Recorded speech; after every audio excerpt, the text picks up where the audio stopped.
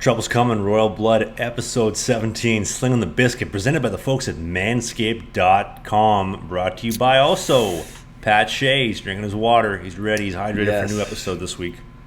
That's right. Yes.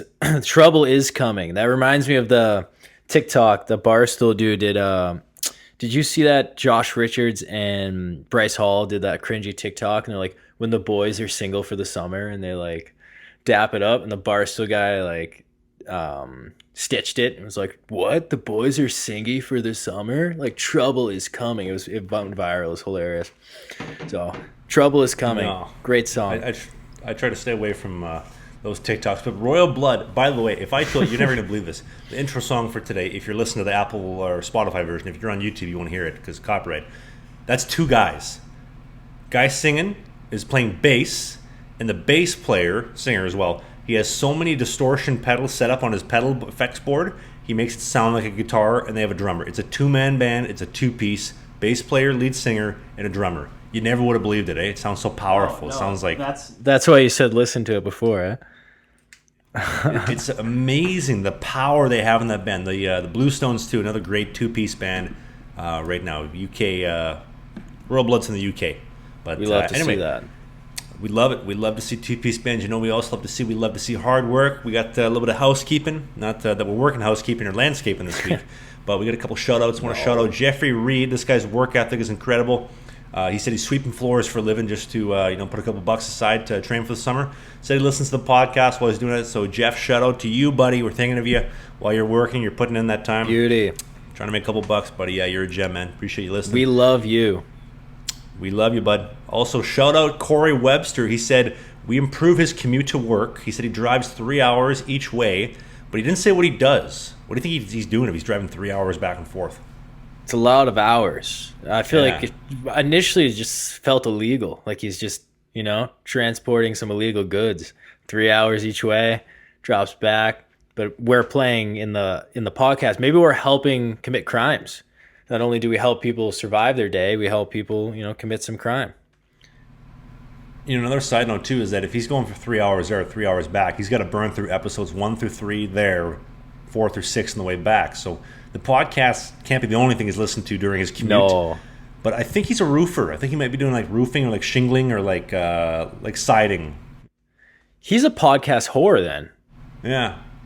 He's got a few podcasts on that trip, that commute, for sure. But hey, we appreciate you listening to our podcast. Whatever it is that you're doing, we appreciate you listening on the way. I can see Webbs. Webbs, I hope you don't mind if I call you Webbs there, buddy, but I can picture you just on the roof, tarps off with the air nailer gun, and just laying, brick to pavement on the roof, just putting the shingles up and stuff. I don't know if you're a roofer, buddy, but shout out to you. We also have a viewer question of the week. Trav, who is your favorite Shea brother? I've met the Shea brothers, the Shea family, minus Ma, Pa, and Brandon. I've met two of them.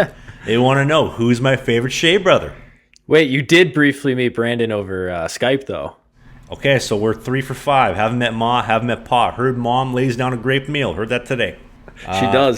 Favorite you have a sister, too, don't you?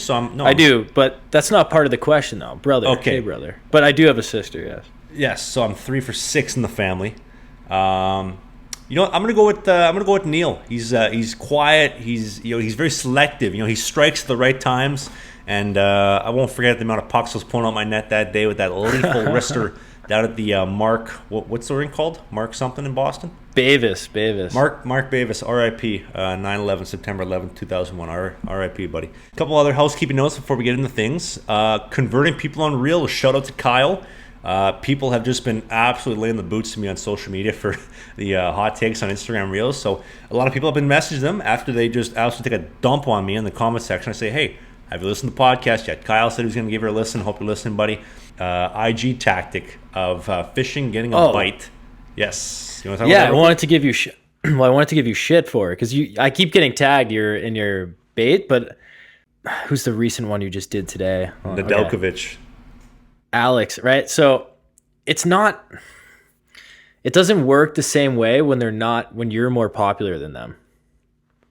When I'm more popular than them? Yeah. You see, you're more popular than this guy. I got more followers than Nedeljkovic? Yeah, he's got 10,000 followers. You've done this a couple of times. Like one guy had like 4,000 followers. Like no. You big dog and swinging dick on him. Like you gotta, for like a celebrity, pretend like you know them. For this guy, I don't know. I don't think it's gonna work as well. He might just be like, who is this guy who has way more followers than me asking me to grab a bite? Because in a way, he's probably looking up to you like, oh, this guy's like a big YouTuber. So if you're just joining us, episode 17 here, and you're not up to swing with things. Basically, in a nutshell, I've been leaving comments since episode 1 on popular NHL players or celebrities posts saying, hey, miss you, buddy. Hope you're doing well. Let's grab a bite. Let's catch up sometime. It's worked probably about 3 times. 3 for about 164. I tried on Alex Nedeljkovic today. Guy's got 10,000 followers. I have 30 on Instagram. Would think that it would be doing the trick, but clearly not. But that's okay. We're going to let bygones be bygones and keep on moving on and hope things are going to work. Although, when I did it to Carey Price on his Instagram post, I had the most likes in that post. Nobody has more likes in the comment section than me. Thank you for coming. Yeah, he sees you. Apparently his wife 100%. Takes care of all of his social media. You think? Yeah, she's not into hockey, though. She doesn't like hockey, she said, apparently. I don't know. Doesn't check out. Final housekeeping note of the week. Roberto Luongo was the feature for last week. I messaged him on Twitter. I said after the podcast, after we finished recording, I was going to send him a message. I sent him a message, and he said, thanks, buddy. Hope you're doing well, after he iced me for the last, 4 years. I'm actually allergic to podcast. I'm, like how some people are allergic to, peanuts or, like me. Or cologne. Roberto Luongo was allergic to podcasts. Yeah, cats as well. He said, nope, can't do it. I'm allergic to podcasts, buddy. How you doing? And I never got a reply after that. So that's what he said? I'm allergic to them? Yeah, he said he doesn't do podcasts. We're trying to do a father-son episode with Jeremy Bruder and his dad, Marty Bruder. Apparently, Marty Bruder will not even go on Chicklets, but I said, I don't want to grill him for an hour on his career. I just want to have a nice father-son talk between, Jeremy, Marty, me, and you. You want to talk tacos? Yeah, we want to talk father-son stuff. I don't know if it's going to happen, but it's an idea. Do you have an ideal guest? I don't know if people... Slinging the pig skin a little bit. Tossing the skin around a little. Hey, Marty, I don't know if people have a preference. There's some podcasts I listen to, like Sean Avery's No Gruffs Given, where I would much rather prefer he just went by himself for 45 minutes. I'm not a big fan of the guests. I'm curious how people feel about our podcast. Would you rather us go by ourselves, solo, to sling it for 45 to an hour? Or do you like the guests? Is it nice? Because we got Jonas Enroth coming on next week and Zach Fucale the week after. So, how do you feel about it, Pat? I think it's good to mix. I don't think it's good when it's only guest oriented. I don't like it as much. There are a lot of times, well, I guess Joe Rogan's is long enough where you hear him, but my favorite Joe Rogan podcasts are when it's him, Brendan Schaub, Brian Callen, and the other dude, I forget his name there, I'm drawing a blank, when they do their fight companions and the 4 of them just shoot the shit. It's not an interview. It's just 4 funny guys shooting the shit. I like that. Like the interviews are cool because if you have a cool guest on, it's cool to get to know them too. But that's why I think there's a good mix. You can't just do interviews.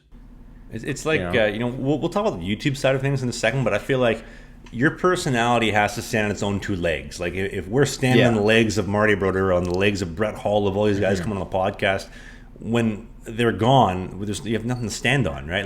If you're a YouTuber, you can't have the whole cast around you. You have to support yourself. So I think that's how I feel kind of about that. But speaking of not being able to stand on your own 2 legs, let's make it into a way for the topics of the week.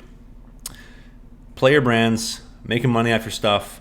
Kaskasuo charging $150 for a podcast interview. Whoops, did I say his name? Shit. Heard he's charging $150 for an interview for a podcast, all these different appearances and whatnot. Told us when we had him on the podcast, hey, I'm not going to charge you guys, helping with the community or whatnot. Not trying to start a beef, just presenting the facts with you here. And Pat and I were talking, we were thinking about this, and we're thinking, why is he charging $150? Is he that hungry for money? Is he trying to exploit something? We're trying to figure the reasoning. And the only thing that I could think of myself, and correct me if I'm wrong, Pat, is that as an NHL player, you have a shelf life, right? Your career has a shelf life. Maybe it's already over for him. I don't know. He's going to the Swedish Elite League next year. Maybe he doesn't play in the NHL again. Maybe he does. That's his goals. But when the ride's all done, what do you have to stand on? The money you make over your career, maybe he buries, $2-3 million top to bottom by the time he's all said done. And the money out of YouTube is going to be retirement or savings money he's trying to get. Maybe he's trying to put some bucks aside to relax and enjoy life. I don't know. What do you think? You think there's anything else behind it? No, I would like to think it's not a selfish mindset that he's doing, like, oh, I'm just going to scum some money. I think the way to look at it too, like you just said, it's hockey only goes for so long. So he played his time in the NHL. Like you said, maybe he goes back, maybe he doesn't, but that could be the last time he plays in the NHL. He made some good money this past year, probably. I don't know his contract exactly, but he definitely made good money playing. So then you got to look at it. Maybe he's like, okay, for everything social media wise, I take this money and it's what I use to, maybe he buys groceries. Maybe that 150 podcast he uses to buy his family's groceries that week. Then he's saving his NHL money for after he's done playing, which is a smart way to do it. I know it in a way. It's like, okay, he's going on like this podcast, and it's like almost like a little like iffy to be like, yeah, all right, yeah, but I charge 150. Like personally, I haven't thought to do that, but maybe it's not a terrible idea. You know, maybe he's chilling. But I don't know. I don't know how maybe the Rob Gronkowski approach of I'm going to spend my sponsorship money and my playing career money. I ain't going to touch till I'm done and live off it. Let the savings, the interest come up. And I hope this doesn't come across as us, taking a dump on him or shitting on him. Just constructively thinking about like, why are you charging 150 for a podcast appearance? As you're an NHL taxi squad goalie. You're playing over the Swedish Elite League. You got a YouTube channel. You got a little bit of a following, whatever. You've had a cup of coffee on YouTube, but you're charging $150 for a podcast appearance and I think it comes down to helping people. I make videos because I want to help people. Like today I was working on a video on how to shave down your sticks like Sergei Bobrovsky. So I want to help you save money, learn how to do that, and help you. Pat's making videos on what an NCAA D1 player eats over the course of a week. Let me help you make informed nutrition decisions. I don't know where Casimir falls in line with that, with helping people, especially if you're charging 150 to kids, to a kid that's like 13 years old, 15 years old, and you want $150. Yeah, your time's valuable, but guess what? My time's valuable. Pat's time's valuable. Like our time's everybody has problems, and time is valuable. Yeah, it's tricky, I guess. At the same time, it's like, yeah, you want to, like, for me, it's like I genuinely do like helping people, and I love making videos. I love entertaining. But then it's, at the same time, you're like, okay, but I do have to find ways to profit off it. But I think the way to sometimes do it is like that you offer so much free that then like the payment comes because you get such a loyal fan base because of all the information you're offering. Then they might even, like if you do an exclusive content, they might go pay $5 a month to see your exclusive content because they know how much free help you're giving. But it's a tricky thing because like I too am always looking for how can I find different ways to profit off of what I'm doing? Because at the end of the day, if we want to do it for a living, we do have to make money with it. But I think there's better ways than charging kids for podcasts. Personally, I didn't know that was actually a thing before. Like, do the NHL players charge like Spittin' Chicklets? Do they pay them? I'm not sure how that works. I'm curious. I know they had like the NHL, like with the exception of Caden Primo. I don't know why he came on our podcast before getting. Like the guy just comes on the podcast like, oh, I forgot to get NHL consent from the Canadians. Hope you guys don't mind. We're gonna have to get that approved or whatever. But the NHL teams approved that stuff. I'm curious if. Now let me ask you this question: do you feel the responsibility comes back into your hands so if you want to keep doing this for a living, if you want to make money off this, is the responsibility not in your hands to find a way to make money off it? It's not like if Pat Shea is watching my videos, it's not my job to say, hey Pat, you mind giving me $150? I want some money. No, it's my job to find a way to make money. It's not your problem. Like I've made mistakes in the past. Pat's made mistakes in the past. All that kind of stuff. I think I made a GoFundMe like 4 or 5 years ago for some new pads for college when I couldn't afford it. People shit on me for that, justifiably so. But I don't know, like especially when you're making $750,000 on an NHL taxi squad contract, because he's a taxi squad. He's on the NHL roster, so he's getting $750,000, $750,000 US. I don't know. Maybe we're in the wrong. Maybe we just don't understand. Maybe he could reply to one of my texts and come on the podcast. There's an idea. To each their own. I'm not, hating on it. I just personally don't do that. I didn't, and I haven't thought to. But like I said, I'm always also looking for different ways to make money. But I guess it's a tricky line. Like you don't want to feel like a scum, but if your fans or willing to buy your stuff or, you know, pay to see more of you. I think it's a little different than just charging them for stuff like a podcast or a Cameo or something. But hey, yeah, to each their own, right? I don't know. Maybe if I'm bigger and I get on Cameo, I have the opportunity to get Cameo, then I'll think differently about it. Maybe I'll do it. You know what? Cameo's not such a bad idea. I'll be full Slangin The Bizkit out on Cameo. You're going to be like, Pat, what the fuck? Like, dude, the money's great. Pat, you make me look bad now. Come on. I'm going to be on my bio and everything. Like, I'm going to meet someone at a bar. Hey, so what do you do for work? Cameo, you know, other stuff. Cameo athlete. That is one thing I will say in, you know, Casimir's defense is when the money's on the table and somebody's willing to put it in your hands, things do change. You know, you and I can sit here and say, stop being a sellout, stop trying to milk it for money. When the money's on the table, things change very quickly. So 100%. As we transition topics, Conor McGregor, is he done? You watched the fight, obviously. You paid for the pay-per-view. I was what the hell there. Am I talking about? You were there. Yeah, what am I talking about? I was sadly watching when he snapped his leg. He doesn't seem to be done the way he's talking, but it's going to be at least like a good year. His recovery, like before he's like back fighting, is going to be like good year, which sucks. Too, because it's more time off that he already had. I don't know, dude. Part of me doesn't care if he does retire because I'm like, he's already such a legend, and if he keeps, I don't know, if he takes more time off, he's going to be worse. He's going to lose more. And it's just going to tarnish like the legend and skill that he was. But also the part of me who's the diehard fan wants to see him keep fighting. I guess only time will tell. I think he wants to fight still for whatever reason. I'm not going to throw the loss on him. You know, like, yeah, you know, maybe the fight wasn't going the way that he would like to in the first round, but the guy broke his ankle. You never know what could have happened. Like the Nate Diaz fight, just fed Nate Diaz his lunch and pummeled him for the whole fight. And all of a sudden, he lands one punch, bops him in the nose, shakes him a little bit, he's wobbling, puts him in a rear naked choke, and the contest is over when McGregor probably should have won. So you never know. A good comparison is, so you got, for some reason, the judges gave it 10. Two of the judges gave that round a 10-8, which is absurd, which they're saying that like Dustin absolutely dominated him. Like McGregor was winning the first half of the round. He was outstriking him on the feet. Then he stupidly went to the ground. I think the judges scored it as when he broke his ankle and fell, the judges thought that he got knocked down.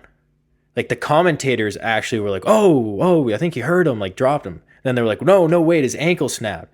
Like, so I think they judged it like that. But a good comparison, do you remember when he fought Chad Mendez at 145?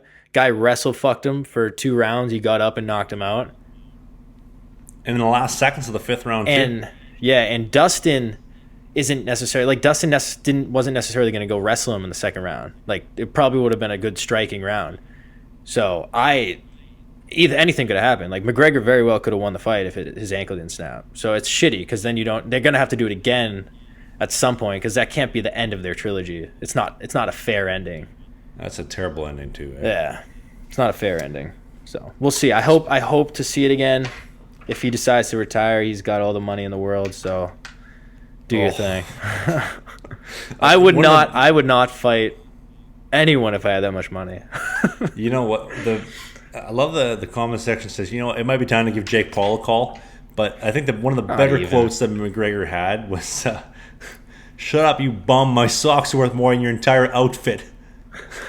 Did he say that? Who did he say that to? Diaz. My socks are worth more than your entire outfit. You bum! Shut up, you bum! Shut your mouth. Dude, he has some iconic lines. Oh, just some of the one-line, just his ability to think on your feet. I will say some of the one-liners against Poirier this go around weren't maybe as good. Your wife's your husband kind of. Well, yeah, but it's tougher too because part of a one-liner witty answer is the response or the question asked. The fucking questions being asked at the press conference sucked. Like they were just so weird, and like you can only do so much with people are asking. I thought the shit was funny when he was like, "You're your wife's husband." Like, it doesn't make any sense, but it's funny as fuck. Especially in the Irish accent, eh? Yeah, your wife's husband. Speaking of things. The Irish. Have you been following the Vasilevskiy chest protector scandal at all? About it being illegal or no? No, I saw that in the notes, actually. What's going on there? Yeah, a lot of people are up in arms, and here's the deal, basically. So, Andrei Vasilevskiy, and I've mentioned this in my vlogs for months before the Cup final, even the playoffs, that he wears his chest protector in a way that makes it appear very large. So, you probably don't understand what that means, and if you're not a goalie, you're listening, let me explain it to you. So, the tighter you strap your body, the more the chest protector kind of pushes out, right? Almost like a fanny pack, or like when you have a gut, right? So he wears it very loose around there. I found it helps a lot with pushing the chest protector out, kind of poofing it up, making it look a little bit more puffy. Also, when you wear the straps on the arms a certain way, it also makes everything kind of like rotate outwards. Like it flares the wings out, it flares the arms out. So he's using a bunch of these tricks with the NHL, legal stuff to make himself appear larger, right? If you don't wear suspenders, you're gonna look larger. If you have an internal belt in your pants, although it's illegal, you look bigger. Compared to Carey Price, who wears it as tight as he can, he wears suspenders, he does all these things that make him look very small. Although him and Vasilevskiy are the same size, 6'3" and 6'4", people are up in arms saying, Vasilevskiy's using illegal equipment. I guarantee you they're checking before every game to make sure stuff's legal. This isn't someone that's just gonna all of a sudden he's gonna pull out a chest protector out of nowhere and win the cup. Maybe he is. I don't know, but that's the equivalent of saying Tyson Fury had like shit in his gloves.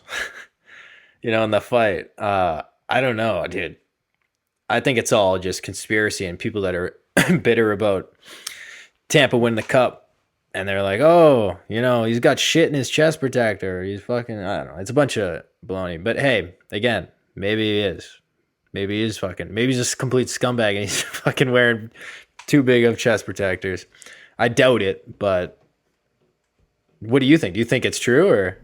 No, it's 100% not true. I've been experimenting around with my chest protector the last couple months to try to get that same effect.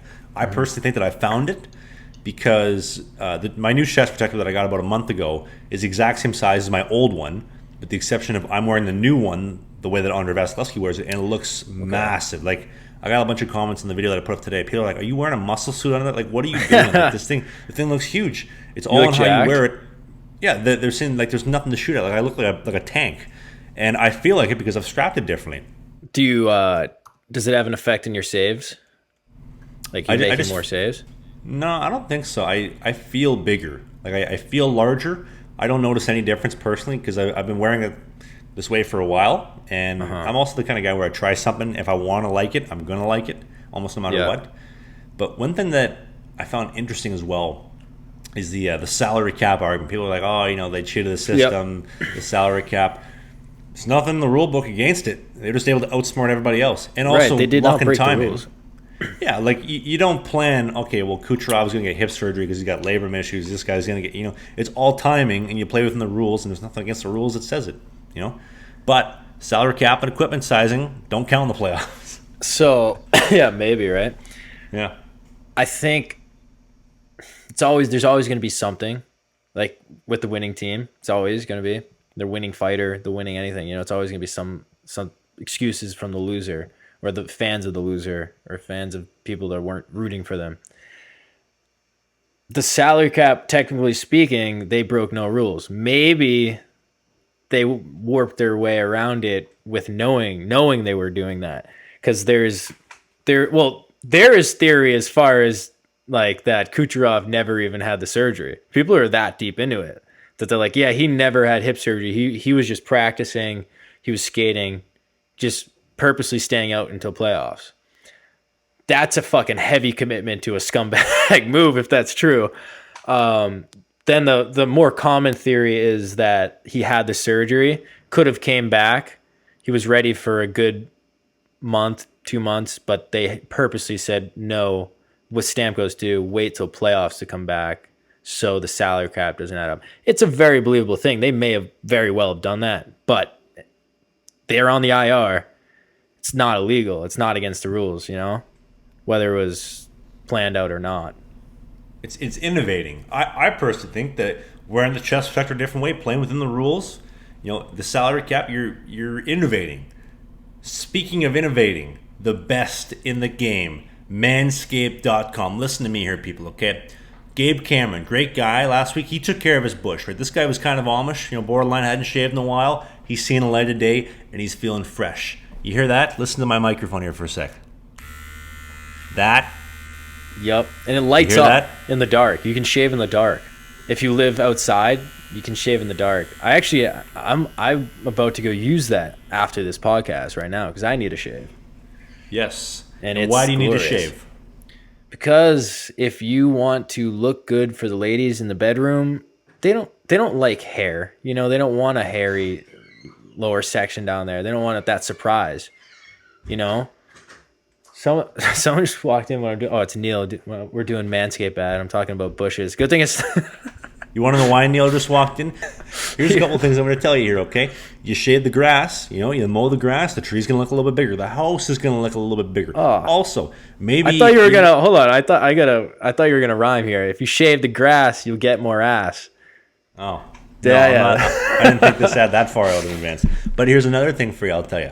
Okay? Maybe you live an asexual lifestyle. Maybe female genitalia is up there with, leprechauns and pots of gold and, the end of the rainbow.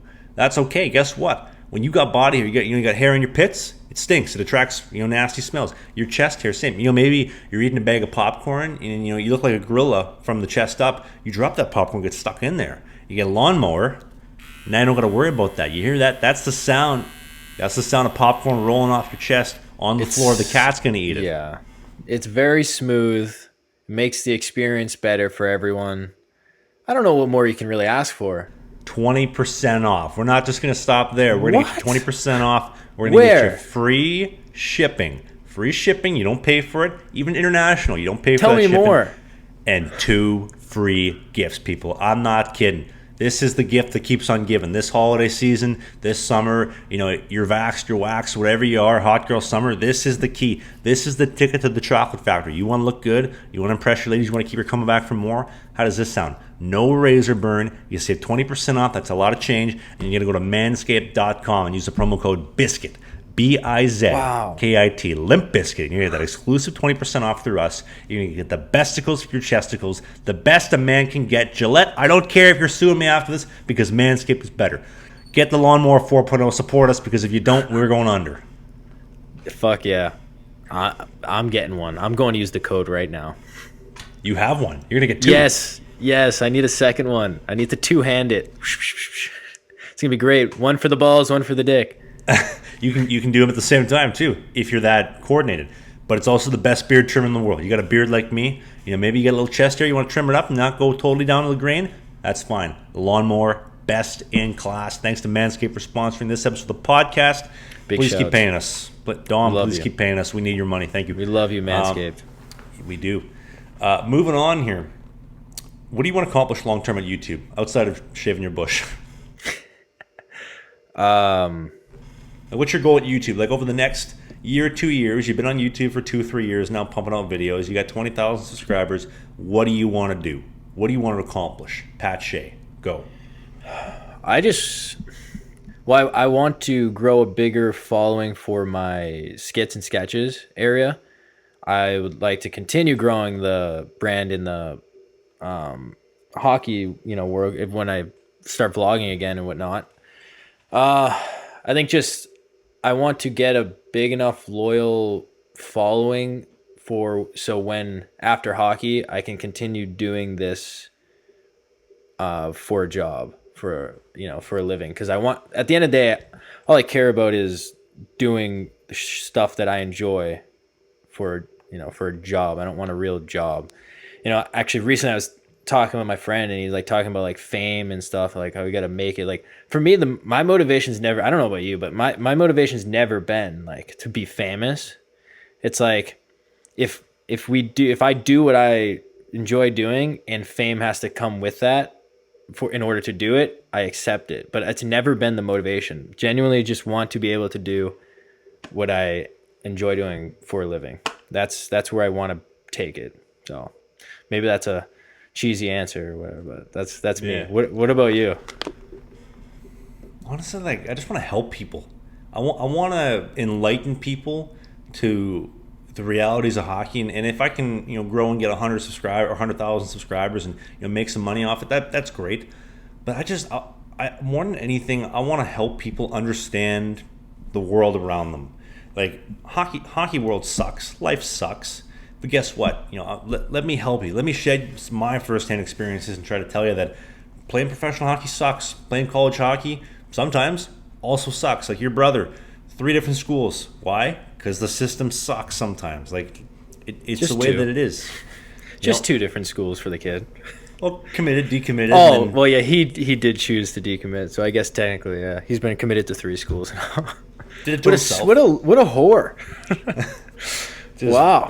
His milkshake brings all the boys to the yard. Seriously. And they're like, it's better than yours.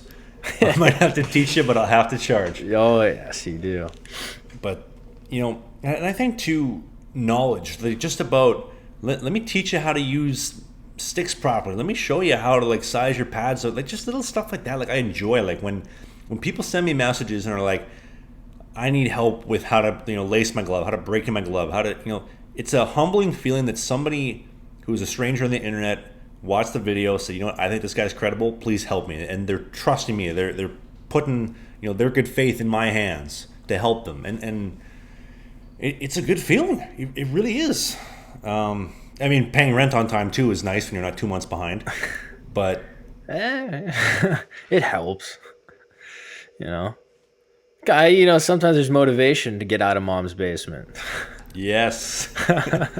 The reason I bring this up is our boy Michael Downey. Downs and I were having a really good chat over the weekend just about YouTubers and the algorithm and cracking and whatnot. I've noticed the last 2-3 weeks. I texted Pat about this the other day that I found the hockey algorithm's starting to pick up a little bit. Things are starting to speed up. And my Instagram's growing, my YouTube's growing. It's that time of year again, which is great. It's not the graveyard season where you're like, I might not be able to afford that box of Kraft dinner. Got a penny pinch, and. I think, you could be right. I think there's a YouTuber by the name of Glenn Gillen. I was trying to get him on the podcast this week. Him and I were having a good talk the other day, and he kind of big leagued me a little bit. Just talking about how like if he's going to come on the podcast, he's got to have some value. He's not going to come on to spend an hour of his time just to talk to a couple of YouTube guys. It's like, we're a part of the community. We want to grow together. We want to expand some ideas. Maybe I give you some good ideas. You give me some ideas, and everybody benefits because we don't get this opportunity. It's not like the Colgate headquarters where everybody's coming in and talking about the latest and greatest toothpaste whitening ingredients. Like you're on your own most of the time. And I think, like in business, if you don't adapt with the times, you fall behind, you fall off, and things don't work. And I've seen a lot of that, not just from Glenn, but like a lot of YouTubers, myself included. You got to innovate because the old formula gets stale and nobody wants to watch it. Nobody wants to pay attention anymore because you're old news. They don't value their time, Yeah.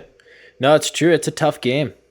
I mean, I'm a little like, does Glenn have beef? Like, he's like, oh, I don't want to just go on and talk to a couple of YouTubers. Like, what the fuck's his problem?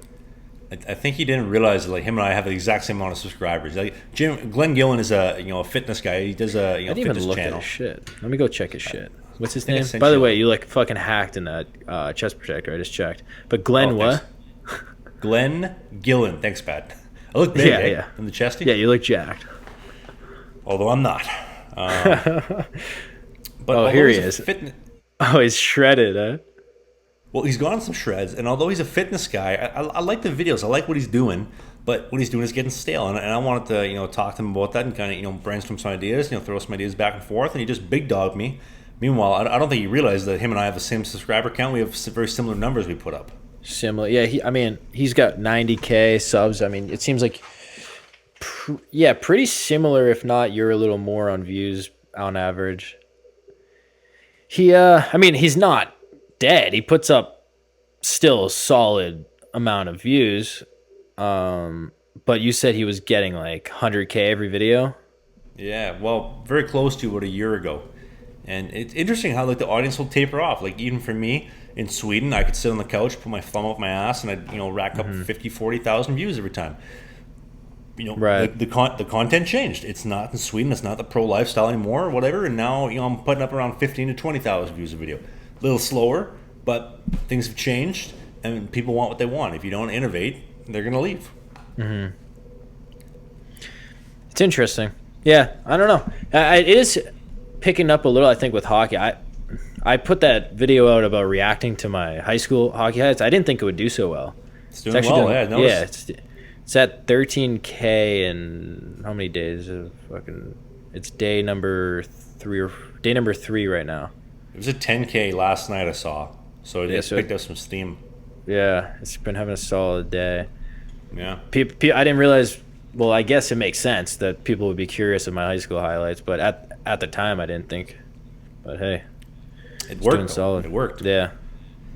Next conversational piece that I had is a little bit of a touchy subject. It's interesting.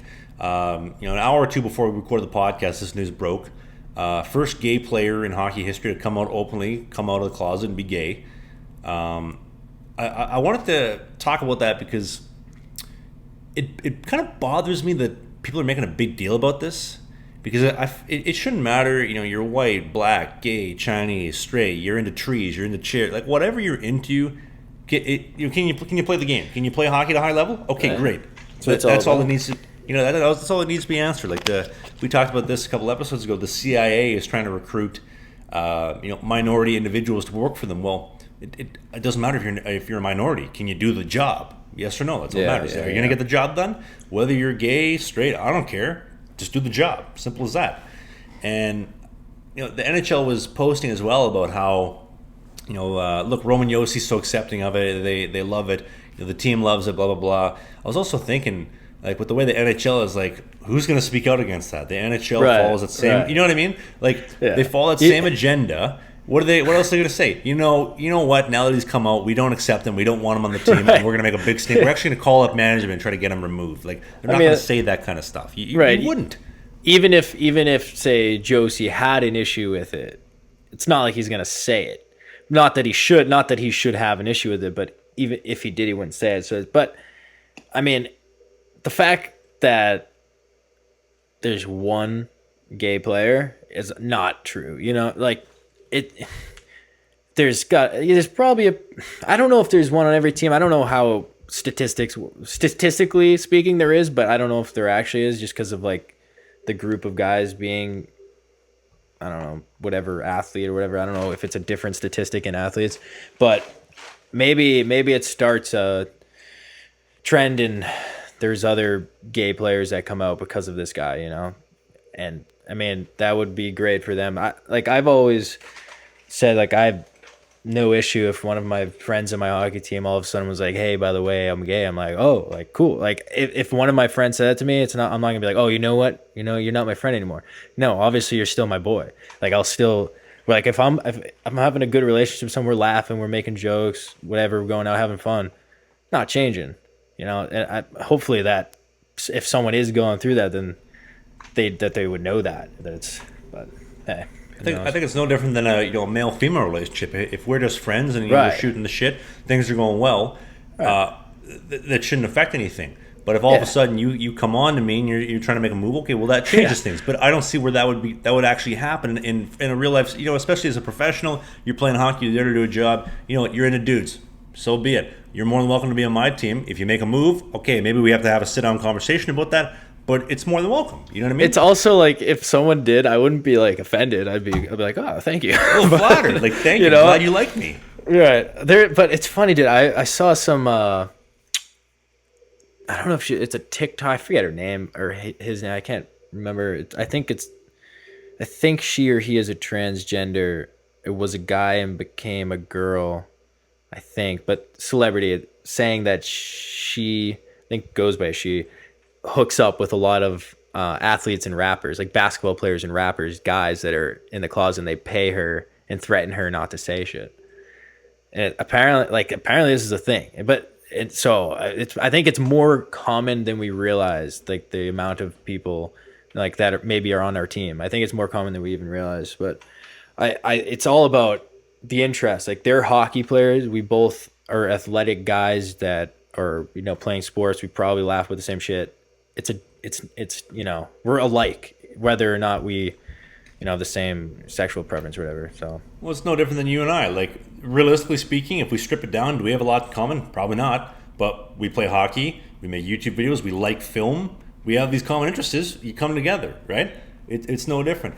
I think, too, I really feel bad for this guy, too, because in the NFL, guys who have come out as openly gay, they've created such a media spectacle around them everywhere they go. And now this guy who maybe is a bubble, $750,000 $1 million player, third, fourth line guy, is going to have to produce so much more because the media attention that he's going to get in Nashville or to wherever else he goes. Is the juice worth the squeeze?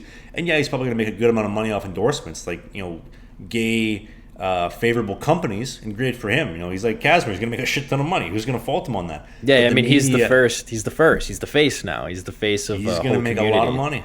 Yeah.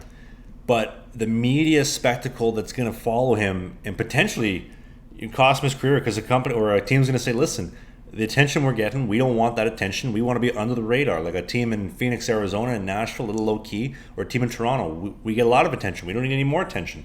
That might also come into play. And that's not something that's going to make its way to the media. It's just going to happen. They're going to cut ties because they don't want the attention. Am I wrong, or is that an issue, do you think, as well, potentially? It could be. If he's not pulling his weight.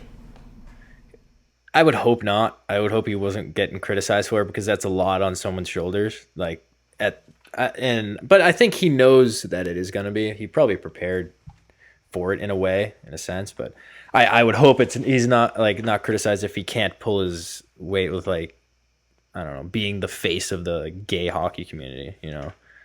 And it could end up being, who knows. I just worry because with the way the NHL has gone media-wise in the last couple of years, they're firing coaches who dropped N-bombs 10, 15 years ago. Right. We're digging so much out of the past. It wouldn't surprise me if someone comes up tomorrow where some coach said something in 1991, 1989, or whatever, and we're gonna gas them today for somebody did 30 years ago. Like, these people just don't forget, like a dog on a bone. And the media is just unrelenting. So, but what do we know? We're just a couple schmucks putting up 1,000 downloads on Apple Podcasts, whatnot, every week, trying to get by, trying to make. But on YouTube videos now too, we're getting more views on our YouTube episode recently. So we're getting big. I don't know if that was sad or not, because this video, if you're listening on on your drive to work, your commute, we're on Apple Podcasts, we're on Spotify, we're on Google Podcasts as well. But the video version is up on YouTube as well, and the video version. Literally, first video we uploaded publicly did way more views than the actual podcast. So it's nice to know the YouTube community is coming out. Whether you're listening or watching, we appreciate you. Portnoy says Jake Paul Biz fight would be pretty nasty. Pun intended. You like that? Huh? That was clever. Dash one.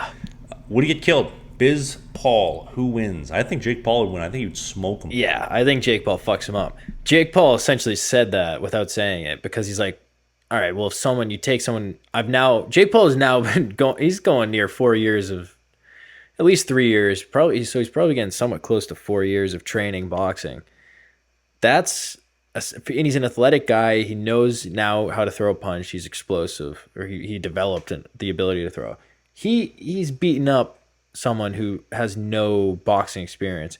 Biz was a tough NHL guy, not the toughest, but he was a tough guy. He fought. He's a big dude. Straight boxing match, no, Jake Paul kills him. Is Biz Nasty even a big enough name to draw attention for Jake Paul to fight him? Well, they're saying they're cracking 30 million, pay-per-view, or was it 3 million? They're making 30 million or whatever on pay-per-view buys, or whatever the number was. I don't think Biz Nasty does much about that. I think Jake Paul is driving that. Dana White talks about him almost every single day. Like, he's fielding questions about it. Like, that's not happening because you're a nobody. It's because you're making an impact and people are taking notice. I think it would be very interesting. Biz is most popping on Twitter, but Twitter's a dying thing. So, like, on Instagram, he's not as popular. But he does have loyal followers, and obviously the Chicklets do. But in terms of Jake Paul, like, Jake Paul fighting Ben Askren was very exciting because it was a UFC fighter, even though he's not a striker. It was a fighter, so it made it very... I think people were looking at the first opportunity for an actual loss for Jake Paul. And when he knocked him out in the first round, my woman and I were watching the fight live, and I remember he hit him once, wobbled him, and then he knocked him out, and we were like, no, did he really? He did it, no way. And I think this Tyron Woodley fight, I'm excited for it, but I don't know if I have the same excitement because I'm like, Jake Paul will probably win, like the way the things are going. Like, he's looking good, he's looking sharp. He is, which now makes it it makes it more exciting and more frustrating for the people wanting to see him get knocked out, because he's pretty good. He's getting he's more than pretty good. He's getting really good. You know what? It really drives it home for me is when he tells Tyrone Woodley, "Let's make a bet. If you lose, you donate all your money to charity. You cannot make a dime off this fight." And he won't do the bet. Jake's like, "I'll do it. I'll donate the money." Yeah, I know he doesn't need the money, but like, if you're really as confident as you say you are, put your money where your mouth to donate it to charity. You know what I mean? Yeah, he's also. People are saying he's on steroids. They're saying his behavior at the Jake. They said his behavior at the press conference was like very like effective steroid. He's getting very thick. He used to be like 190. Like he's like a good 210, 215 when he's not fighting. Like he's a thick dude now. Woodley's smaller, but Woodley still throws bombs. It's so interesting, right? Because we've never seen Jake Paul really get hit. So it's like, okay, what if Woodley just goes out and whacks him once and that's it? He doesn't like it, which is very possible because Jake actually really hasn't been hit by a 10-ounce glove, no headgear. He hasn't. Like Ben Askren hit him once with an overhand, has no power at all. If Woodley hits him with an overhand like that, it might be done. I don't know if he'll like it too much. Let me ask you this: are you going to buy the pay-per-view or no? Absolutely, yeah. I will pirate it like I have the last 3 fights. Yeah, I love that shit, dude. I think it's so entertaining. People hate on it, but I think it's entertainment, bro. It's nothing more than it. Like, don't overthink it. You know, it's fun. It's awesome. Who cares? I'm just excited as you are, but I'm trying to put away money for my retirement, and I will not spend $50. I will put that money aside. You know what? And I will pirate. I might go do a podcast for $200, a little 16-year-old U16 to the show. I might charge them $200 and hop on a podcast to pay for my Jake Paul Woodley fight. Hey, and pay yourself back for the McGregor fight and the previous Paul fight and the fight before that. But listen, U16 of the show, whatever podcast you are, get your money ready, because guess what? We drop a new episode every Thursday, 8 a.m. Eastern, Slangin The Bizkit. We're on Apple Podcasts, we're on Spotify, and the video version of this podcast right now is up at YouTube. If you want to go listen to it at Slangin The Bizkit on YouTube, it is linked in the video description. You want that visual. You want to see us. You want to see us, not just hear us. Go watch us. I will say, I got a message today. Somebody said that when you watch the podcast, Pat's facial expressions make everything make so much more sense. It clicks. Because your reaction to some of the dumb shit that I say apparently makes it. I don't know if that's true or not, but guess what? You can find out right now. Go to YouTube, watch the whole podcast. On behalf of Pat and myself, we leave you with Trouble's Coming, Royal Blood. We'll see you again next week. Thanks for watching or listening. That's great. There you go. How's that?